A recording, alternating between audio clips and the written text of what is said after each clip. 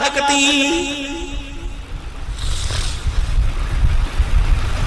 ایک نوجوان اپنی ماں سے کہنے لگا اماں میں تیرے حق کی، میں تیرے پیار کی، میں تیری خدمات کی، میں ماں کی ممتا کی قیمت ادا کروں گا۔ اماں کہنے لگی پترا رہن دے، ماں کا حق تو نبی بھی ادا نہیں کر سکے۔ کہا نہیں اماں میں نے کرنا ہے، آزما کے دیکھ لے۔ اماں کہنے لگی آزما لوں کہاں؟ کہا آج کی رات تو نے اپنے بستر پہ نہیں سونا، اپنی بیوی کے پاس نہیں سونا، بد کمرے میں نہیں سونا، آج رات تو نے ماں کے قدموں میں سونا ہے۔ اماں ٹھیک ہے، اس سے کیا ماں کی ممتا کا حق ادا ہو جائے گا؟ ہاں بیٹے۔ رات کو بیٹا سویا، حشاش بشاش سویا۔ اماں نے کہا سو گیا ہے؟ کہا نہیں اماں جاگ دا پیاں۔ کہا بیٹے ذرا پانی دا پیالہ تا بھر کے لا۔ پانی کا پیالہ بھر کے لائے، بیٹا پلے کے آیا۔ ماں نے 2-4 گھونٹ پیے، باقی جو پیالے میں پانی تھا بستر پہ پھینک دیا۔ کہنے لگی یہاں سو جا۔ اماں گلے بستر پہ لٹائے گی، سینے پر لٹایا کرتی تھی۔ کہا تو نے حق ادا نہیں کرنا۔ بیٹا گلے بستر پہ لیٹ گیا۔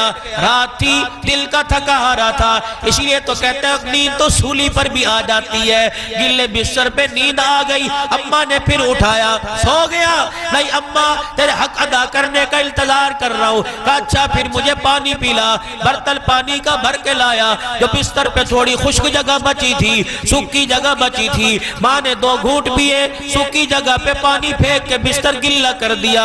بچہ کہنے لگا اماں جان سمجھ نہیں آتی کیسا حق ہے؟ کہ اس پہ سو جا، تو نے حق ادا کرنا ہے۔ جب رات کے 2:30-3 بج گئے، بچہ خراٹے مار مار کے سونے لگا، بے خبر ہو کے سو گیا۔ ماں نے پھر ہلایا، ہڑبڑا کے اٹھا۔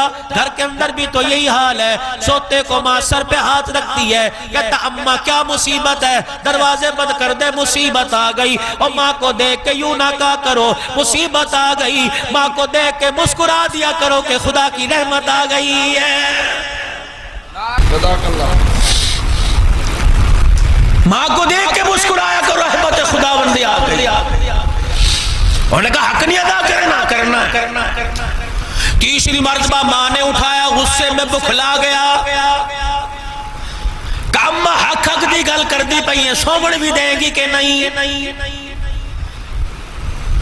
کہا نہیں بیٹے تو نے آج حق ادا کرنا ہے۔ اماں ٹھیک ہے پھر بتا، میں سوتا کوئی نہیں۔ کہ پانی کا برتن بھر کے لا۔ چوتھا پھیرا پانی کا برتن بھر کے لایا۔ اماں نے پیا، پینے کے بعد بستر پہ نہیں پھینکا، چرپائی پہ نہیں پھینکا، بچا ہوا پانی بیٹے کے خشک کپڑوں پہ پھینک دیا۔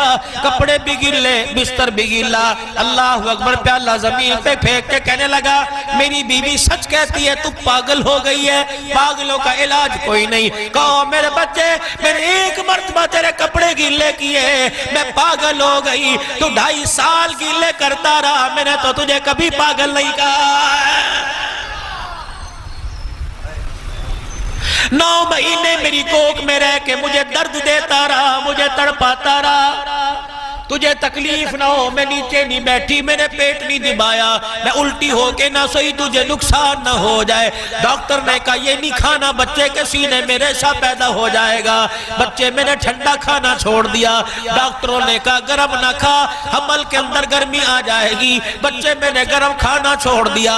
اس وقت میں نے تجھے پاگل نہیں کہا تھا، میں نے یوں نہیں کہا تھا پاگل آ رہا ہے، بلکہ یوں کہا تھا خدا کا تحفہ آ رہا ہے۔ اور میرے جب بچے تو دنیا میں آ گیا تو گندگی میں لپٹا ہوا تھا، اسی وقت میرے سینے سے لگا کے خدا کا شکر ادا کیا۔ او میرے بچے جب پہلی مرتبہ تجھے گود میں اٹھایا، میں نے تیرا ماتھا چوما، تو نے پیشاب کی دھار میرے منہ پہ مار دی۔ اللہ کی عزت کی قسم ہے میں نے تو تجھے پاگل نہیں کہا تھا۔